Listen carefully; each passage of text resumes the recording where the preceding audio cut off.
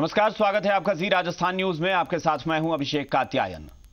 खबर प्रतापगढ़ से है, जहां एक नामी स्कूल में महज रजिस्टर गायब होने का आरोप बच्चों पर लगाया गया और इसके लिए बच्चों पर जुल्म ढाए जा रहे हैं। बच्चों को 2 दिन से क्लासरूम से बाहर बिठाया जा रहा है और बच्चों का यह कहना है कि यह 2 टीचर की आपसी लड़ाई का मामला है, जिसमें एक टीचर ने ही खुद रजिस्टर गायब कर दिया है और आरोप बच्चों पर मढ़ा जा रहा है। निजी स्कूलों में बच्चों पर जुल्म, 2 शिक्षकों की खींचतान में पिसे बच्चे, रजिस्टर गायब होने का बच्चों पर लगा आरोप। 2 दिन से बच्चे हैं क्लासरूम से बाहर।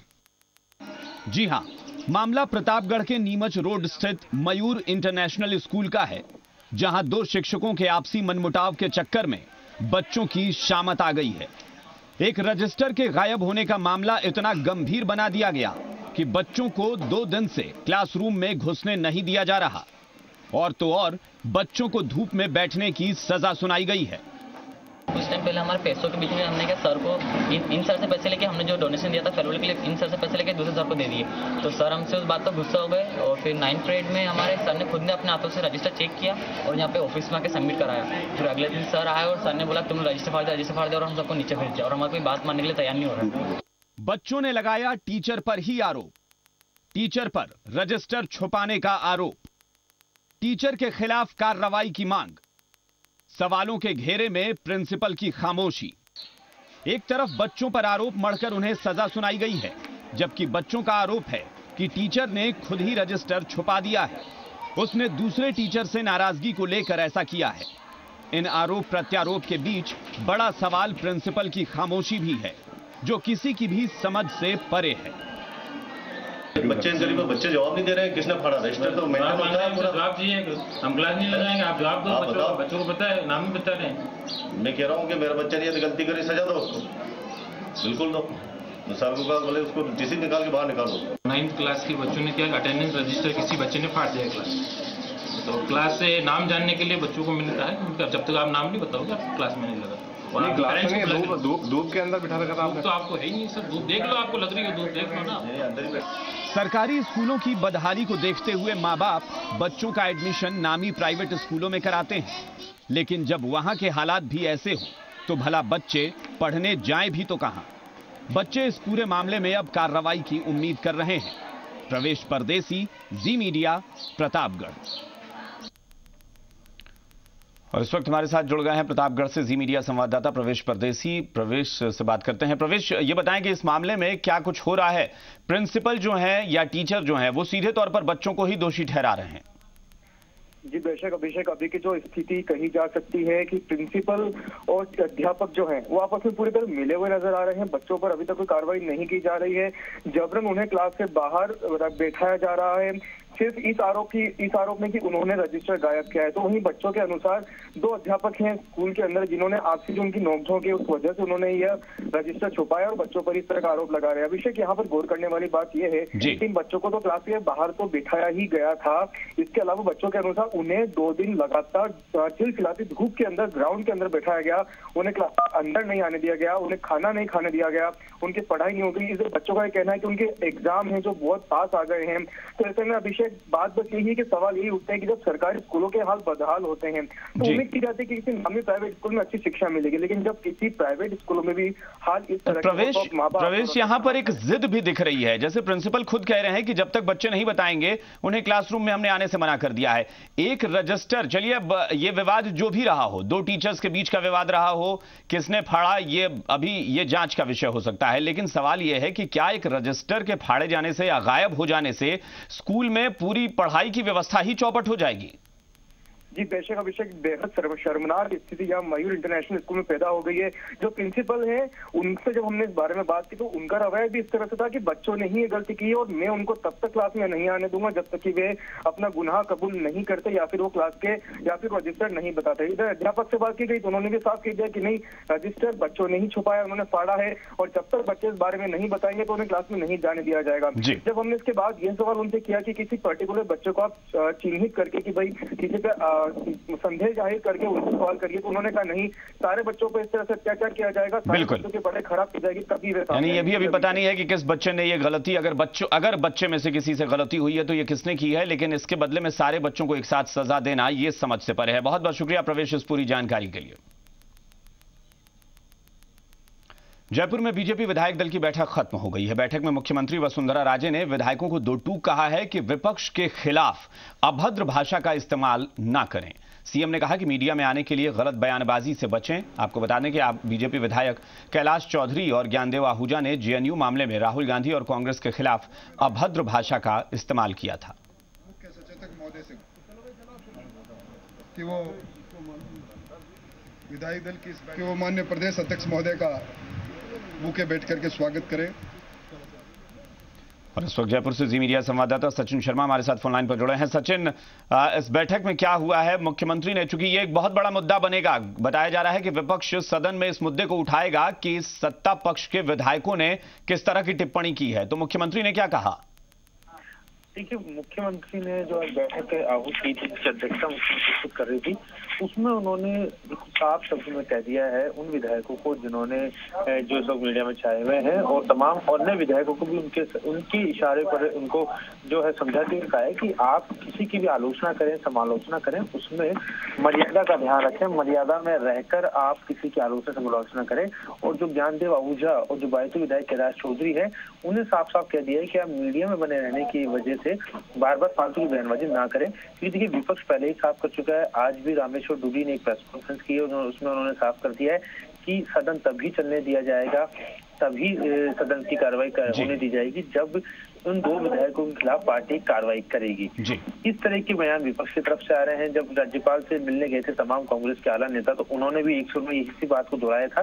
तो कहीं ना कहीं सत्ता पक्ष को भी बात अच्छे से मालूम है। बिल्कुल, यानी सत्ता पक्ष ये चाहता है कि मुख्यमंत्री ने नसीहत दे दी है, मामला यहीं खत्म हो जाए, लेकिन विपक्ष इस पर अड़ा है कि कार्रवाई की जाए उन विधायकों पर। बहुत बहुत शुक्रिया सचिन इस पूरी जानकारी के लिए। खबर फलौदी से है, जहां NH 15 पर दो ट्रकों के फंसने से लंबा जाम लग गया है, जो कई घंटे बीतने के बाद भी नहीं खुल पाया है। दरअसल रात 10 बजे जैसलमेर बीकानेर हाईवे पर टर्न लेने के दौरान एक ट्रक मिट्टी में धंस गया और उससे वाहनों की 5 किलोमीटर लंबी कतार लग गई। सूचना पर पुलिस मौके पर पहुंच गई। क्रेन की सहायता से मिट्टी में धंसे ट्रक को बाहर निकलवाकर जाम खुलवाने की कोशिश जारी है। जी मीडिया संवाददाता दयाल सिंह हमारे साथ फोन लाइन पर जुड़े हैं। दयाल, जरा बताएं कि क्या स्थिति है यहाँ पर? जाम खुलवाने की जो कोशिश की जा रही है उसमें कितनी कामयाबी मिली है? देखिए कि अभिषेक, कल रात की घटना है। रात 10 बजे के बाद एक ट्रक जो जैसलमेर की साइड से बीकानेर की तरफ जा रहा था, फलौदी के पास NH 15 पर, तब वहाँ एक ड्राइवर ने ट्रक को वापस मोड़ने का प्रयास किया। उस दौरान जब उसके टायर रोड से नीचे उतरे तो मिट्टी के अंदर धंस गए। ऐसे में सामने से एक ट्रक और आता, उसने सोचा कि मैं पास में से निकल जाऊं, लेकिन वो भी उसके पास आके मिट्टी में धंस गया। इसके चलते जो नेशनल हाईवे 15 है फलौदी में जाम हो गया, जिसके चलते फलौदी पुलिस से क्रेन बुला के उन्होंने ट्रकों को हटाने के प्रयास किए, लेकिन अभी तक जो है ट्रकों नहीं हटे हैं। और साथ ही जो आसपास से ट्रैफिक खोल के आवाजाही शुरू की गई है, लेकिन अभी भी जो जाम पिछले 5 किलोमीटर लंबा है वो अभी भी लगा हुआ है। बहुत बहुत शुक्रिया दयाल इस पूरी जानकारी के लिए। तो जाम अभी लगा हुआ है, अभी भी ट्रक को बाहर निकालने में कामयाबी हासिल नहीं हुई है। मिट्टी में पहिए धंस गए हैं ट्रक के। जहाँ वो गाड़ी पीछे मोड़ रहा था, मोड़ने की वजह से ही जब गाड़ी पीछे की बैठ गई। अच्छा, तो सामने से जो आ रहा था वो भी फिर उसने भी वो तो फिर खड़ना ही पड़ा। जब ये रास्ता बन गया नीचे से, हाँ, तो गाड़ी निकल रही थी, ये गाड़ी जब निकलने लगी ये बैठ गई। रात 10 बजे के खड़े हैं। 10 बजे से खड़े हो? हाँ जी। अच्छा, ये क्या बोले, कहाँ जा रहे हो आप? कांडले के लिए जा रहे हैं। और कैसे जाम लगा ये? गड्डी पलट गई है। अच्छा, गड्डी पलटी है? हाँ जी, हाँ जी। अच्छा, चलो, माल वाल कोई खराब हो जैसा तो नहीं है आपके? तो नहीं, हमारा तो मिट्टी है ये। भरतपुर के काली बगीचे टेम्पो स्टैंड पर एक प्रसूता ने टेम्पो में ही बालक को जन्म दे दिया। बताया जा रहा है कि महिला की तबीयत खराब होने पर 108 एम्बुलेंस को सूचना दी गई थी। बावजूद इसके एम्बुलेंस समय से नहीं पहुंची, जिसके चलते महिला के परिजन उसे टेम्पो में लेकर जनाना अस्पताल ला रहे थे। तभी रास्ते में महिला ने बच्चे को जन्म दे दिया। इनके आदमी का क्या नाम है? बूंदी जिले का सबसे बड़ा जनाना अस्पताल असुविधाओं का शिकार है। अस्पताल प्रशासन की लापरवाही के चलते प्रसव के लिए आने वाली महिलाओं को काफी परेशानियों का सामना करना पड़ता है। अस्पताल में आने वाली प्रसूताओं को डॉक्टर्स का घंटों इंतजार करना पड़ता है और ऐसे में अस्पताल में उनके बैठने के लिए कोई इंतजाम नहीं किए गए हैं। वहीं अस्पताल की कमियों पर अधीक्षक बचाव करते नजर आए। अधीक्षक ने कहा कि डॉक्टर्स को छुट्टी देना भी जरूरी है और ऐसा बिल्कुल नहीं है कि समय पर चिकित्सक नहीं आ रहे हैं। चिकित्सकों की कमी तो जैसा कि आपको पूर्व याद होगा, चिकित्सकों की कमी तो चली रही है और साथ ही इन कम चिकित्सकों के साथ फिर क्या ट्रेनिंग वगैरह भी आ जाती है, जिनमें भी राज्य सरकार के निर्देश है कि नहीं जाएगा तो उससे पैसे वसूल किए जाएंगे, तो वहां भी भेजना पड़ता है। जो कोटा में ट्रेनिंग आ जाती है, यहाँ ट्रेनिंग आ जाती है। और बच्ची पेट में उसका सोनोग्राफी कराना, इधर टाइम पूरा हो जाएगा फिर उठ जाएंगी, फिर कहेंगे जैसे उधर जाओ जैसे उधर जाओ। अब ना तो एक ही दिख रही मुझे, तो एक ही डॉक्टर है। कितनी बजे की लाइन में लग रहे हो आप यहाँ पे? 9 बजे की लाइन में लग रहा है। फलौदी के पास मेघवालों की ढाणियों में एक मकान में अचानक जलती हुई चिमनी फूट जाने से एक युवक झुलस गया। झुलसे युवक की हालत गंभीर है और उसे जोधपुर रेफर किया गया है। बता दें कि यह हादसा तब हुआ जब युवक मकान में सो रहा था। अचानक से यह घटना हो गई।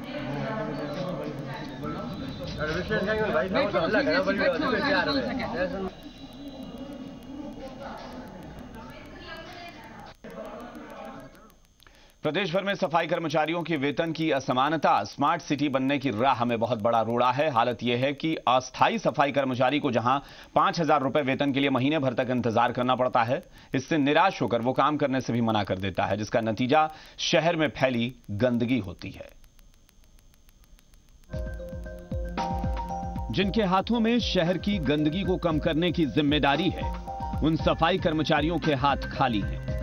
आर्थिक असमानता का असर यह है कि स्थायी सफाई कर्मचारियों को हर महीने 20 से 35,000 रुपए वेतन मिलता है, जबकि अस्थायी कर्मचारी 5,000 रुपए के लिए पूरे महीने तरसता रहता है। 5,000 मिलते हैं सर, उसमें से पूरे नहीं मिलते हमारे को, और छुट्टी करो तो पैसे काटते हैं और समय पे कुछ नहीं मिलता है। 2-2 महीने में पेमेंट होता है हमारा। अब बच्चे क्या खाए क्या हमारे, ये बताओ, घर कैसे चले हमारा। बहुत मुश्किल लग रहा है। और यानी कि हमारी तो वेट के कर्मचारियों की ऐसी नौबत आ गई, बहुत ही नौबत आ गई कि हमारे बच्चे पालना बड़े मुश्किल हो रहा है। और वो भी 5,000 में भी हमारे तो पैसे, ये जो लोग जो काट लेते हैं इंस्पेक्टर वगैरह के, उसमें 5,000 पूरा फिक्स वेतन नहीं मिलता। अजय हमारे मुकाबले कोई काम नहीं करते वो, हम जो काम करते हैं वो नहीं कर सकते। वो जिन्हें तनख्वाह पूरी मिलती है वो काम से जी चुराते हैं और खुद की जगह अस्थायी सफाई कर्मचारियों की ड्यूटी लगा देते हैं, जबकि वेतन को लेकर अस्थायी सफाई कर्मचारी काम करने को राजी नहीं है। इस मामले में मेयर निर्मल नाहटा का कहना है कि मामला गंभीर है और समाधान जल्द निकाला जाएगा। ये तो एक तरह से बहुत बड़ा जो दुविधा का विषय है पूरा, कि जैसे एक कर्मचारी जो परमानेंट कर्मचारी है उसको हम यहाँ पे 30 से 35,000 रुपये मिल रहे हैं और उसको 5,000 मिलते हैं, उसमें उसकी छुट्टियाँ कटी जाती है। प्रॉब्लम ये आती है कि जो परमानेंट कर्मचारी है उसके ऊपर किसी भी प्रकार का कंट्रोल जनप्रतिनिधियों का तो बिल्कुल भी नहीं है। देखिए, ये बेसिकली अब जो विषय जरूर आपने उठाया, सीधे तौर से निगम से रिलेटेड नहीं। जिस तरह से हम टेंडर प्रक्रिया अपनाते हैं, ठेकेदार जिस तरह से लेबर उपलब्ध कराता है उस तरह से भुगतान होते हैं, किंतु कहीं ना कहीं ये देखने की बात है, इस पर जरूर ध्यान दिया जाएगा। जयपुर को वर्ल्ड क्लास बनाना है तो पहले समस्या की जड़ को खत्म करना होगा, क्योंकि सफाई के बिना शहर स्मार्ट तो नहीं बन सकता है। वरुण भंसाली, जी मीडिया, जयपुर। राजस्थान शिक्षक सेवा परिषद रेसा की प्रदेश कार्यकारिणी का शपथ ग्रहण समारोह प्रदेश भर के कार्यकारिणी सदस्यों की मौजूदगी में हुआ। वहीं शिक्षा मंत्री वासुदेव देवनानी ने कार्यकारिणी को शपथ दिलाई। साथ ही शिक्षकों से आह्वान किया कि राजस्थान को शिक्षा में प्रथम स्थान पर लाने के लिए जी जान से काम में जुट जाएं। वहीं महिला शिक्षा को भी बढ़ावा देने के लिए मंत्री ने जोर दिया। शिक्षा मंत्री ने कहा कि राजस्थान में अगले शिक्षा सत्र को लेकर कुछ बातें सोची गई हैं, जैसे स्कूल 1 से 5 और 1 से 8 या 1 से 10 और 1 से 12 इन 4 ही श्रेणियों में रहें और इन 4 श्रेणियों के अलावा अन्य कोई स्कूल संचालित नहीं होंगे। तो सरकार ने गत वर्षों में जो शिक्षा के हित में कदम उठाए हैं उसको व्यवहार में लाने के लिए अपनी पूर्ण क्षमता का उपयोग करें अगले साल अपने अपने स्कूलों में नामांकन बढ़ाएं, शैक्षिक वातावरण ठीक करें और साथ में महिला शिक्षा का विशेष ध्यान देते हुए हम गुणवत्तापूर्ण शिक्षा दें। अजमेर दरगाह में आने वाले जायरीनों की सुरक्षा को लेकर 4 साल बाद अब दरगाह कमेटी नींद से जागा है। दरगाह के 10 गेटों की लचर सुरक्षा व्यवस्था अब मजबूत की जाएगी। इसके लिए दरगाह कमेटी सदर असरार अहमद की अध्यक्षता में एक बैठक भी हुई। बैठक में दरगाह की सुरक्षा को लेकर एक अहम फैसला किया गया। असरार अहमद ने बताया कि 30 लाख की लागत से दरगाह परिसर में खराब पड़े सीसीटीवी कैमरे और एक्सरे बैगेज मशीन दुरुस्त कराई जाएगी। मामूल तो होता ही है, लेकिन उसमें कुछ जैसे हमारे पास एसपी साहब का एक लेटर था कि जो अंदर सीसीटीवी कैमराज हैं वो कुछ सारे बंद हैं, तो उसमें करीब 55 कैमरे हैं अंदर, उसमें कुछ कैमरे बंद हैं, कुछ एक्सरे की मशीन बंद है। का भी इंतज़ाम के लिए हमने और अभी प्रशासन के साथ भी मीटिंग होने वाली है और उसके लिए भी हमने कि अंदर ज़्यादा से लोग सहूलियत के साथ अंदर हाजिरी दें और उनको कोई तकलीफ ना हो। बाबा रामदेव मंदिर के सौंदर्यीकरण को लेकर बाबा रामदेव की समाधि समिति की ओर से प्रोजेक्ट तैयार किया जाएगा। प्रोजेक्ट के मुताबिक करीब 5 करोड़ रुपए व्यय कर मंदिर को आधुनिक बनाया जाएगा। साथ ही दर्शन के लिए आने वाले श्रद्धालुओं को सुविधाएं भी प्रदान की जाएंगी। मंदिर निर्माण को लेकर इंजीनियर्स की टीम ने दौरा किया है। मार्च से मंदिर के जीर्णोद्धार का काम शुरू हो जाएगा। गौरतलब है कि बाबा रामदेव की समाधि के दर्शनों के लिए लाखों श्रद्धालु बाबा रामदेव के दरबार पहुंचते हैं।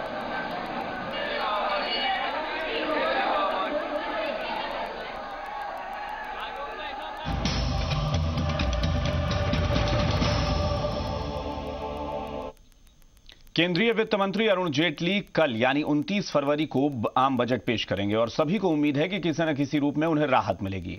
जयपुर के सांसद रामचरण बोहरा की पत्नी नैना बोहरा ने कहा है कि वित्त मंत्री जी को बजट में गरीबों को ध्यान में रखकर घोषणाएं करनी होंगी। दाल, सब्जी और गैस के दाम बढ़ रहे हैं, तो ऐसे में उम्मीद की जानी चाहिए कि इस बजट में वित्त मंत्री इसका ध्यान रखेंगे और महंगाई कम होगी। जैसे हमारे अभी दाल वगैरह के भाव बढ़ रहे हैं, सब्जी के भाव बढ़ रहे हैं और रसोई गैस के भी भाव बढ़ रहे हैं, तो आशा है कि अभी इस बजट में वित्त मंत्री जी ध्यान रखें। वहीं कल पेश होने वाले बजट को लेकर राजस्थान के मंत्री राजकुमार रणवा और केजेंद्र सिंह खींवसर ने कहा कि केंद्रीय बजट से उम्मीदें बहुत सारी हैं, महंगाई में कमी भी आई है। केंद्रीय बजट से बढ़िया उम्मीद है, बढ़िया रहेगा। भी रेल का बजट भी बढ़िया रहा, ने किराया बड़ा बढ़ाया, ने टिकट रेट बढ़ाई, तो उससे बढ़िया जनता को और क्या रिलीफ दे सकते हैं। उम्मीद करें कि महंगाई पे कुछ कमी आएगी। केंद्रीय बजट आने के बाद बिल्कुल कमी आई भी है, ऐसे भी आई है, बजट से और कमी आई। हमें विश्वास है कि अच्छा बजट होगा।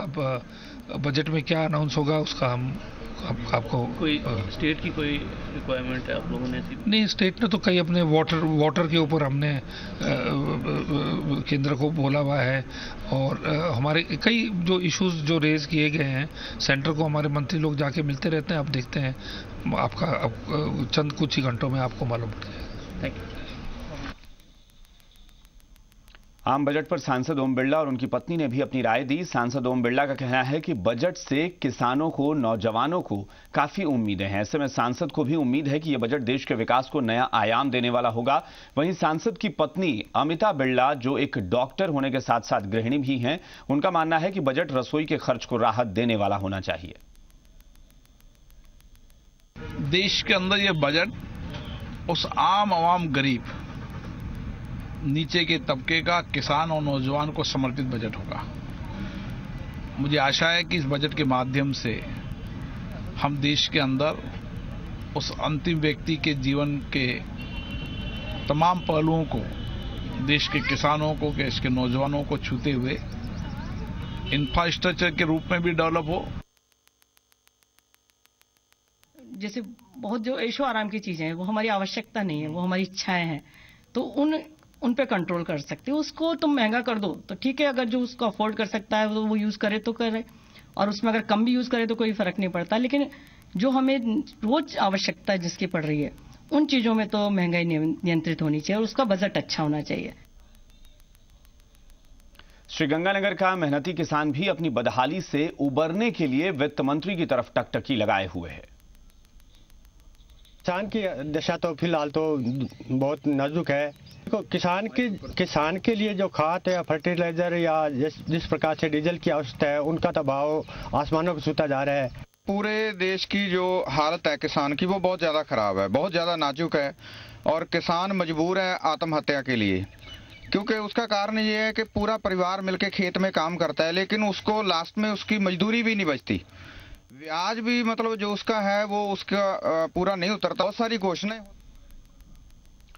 और इस वक्त एक बड़ी खबर आ रही है उदयपुर से, जहां रामा गांव में आगजनी की घटना सामने आ रही है। ग्रामीणों ने एक घर में आग लगा दी है। युवती को भगाने को लेकर आक्रोशित थे ग्रामीण, प्रेमी के घर में आग लगाई है। दरअसल ये युवती अपने प्रेमी के घर में थी, वहीं पर ग्रामीणों ने आग लगा दी है। सुखेर थाना क्षेत्र का मामला है। मौके पर पुलिस का जाब्ता भी पहुंच गया है। बड़ी खबर आ रही है उदयपुर के रामा गांव से, जहां ग्रामीणों ने आगजनी की घटना को अंजाम दिया है। एक घर में आग लगा दी है गांव वालों ने। एक युवती को भगाने को लेकर नाराज ग्रामीणों ने उस घर में आग लगा दी जहां वो उसका प्रेमी रह रहा है।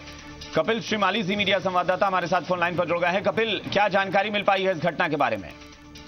देखिए अभिषेक, ये पूरा मामला रामा गांव का है, जहां पर एक प्रेमी युगल अपने घर से भाग गया था और उसके बाद में तो युवती पक्ष के जो लोग हैं वो आक्रोशित हो गए और उसके बाद में प्रेमी युवक के घर पर सभी ने एक साथ धावा बोल दिया और जो युवक का घर था उसमें आग लगा दी। घटना की जैसे ही जानकारी सुखेर थाना पुलिस को मिली, वैसे ही पुलिस के आला अधिकारी मौके पर पहुंचे। फायर ब्रिगेड को बुलाया गया है। एक फायर ब्रिगेड मौके पर पहुंची और आग बुझाने के प्रयास जारी है। इसके अलावा मामले को शांत करने की भी कोशिश की जा रही है। नहीं, ये जो दोनों प्रेमी युगल हैं, ये दोनों क्या उस घर में मौजूद हैं या फिर कुछ पता चल पाया है कि बचकर निकल गए हैं? देखिए, प्रेमी युगल इस घर में मौजूद नहीं है। जो जानकारी मिल रही है उसके अनुसार दोनों जो युवक युवती है वो घर से पहले फरार हो चुके थे और उसके बाद में जब फरार होने की जानकारी परिजनों को मिली तो युवती के परिजनों ने आक्रोशित होकर इस घटना को अंजाम दिया। चलिए, बहुत बहुत शुक्रिया कपिल इस पूरी जानकारी के लिए। उदयपुर से जी मीडिया संवाददाता कपिल श्रीमाली बता रहे हैं कि दोनों प्रेमी युगल तो फरार हो चुके हैं, लेकिन ये जो शख्स है, जो युवक है, इसके घर में युवती के घर वालों ने आग लगा दी है।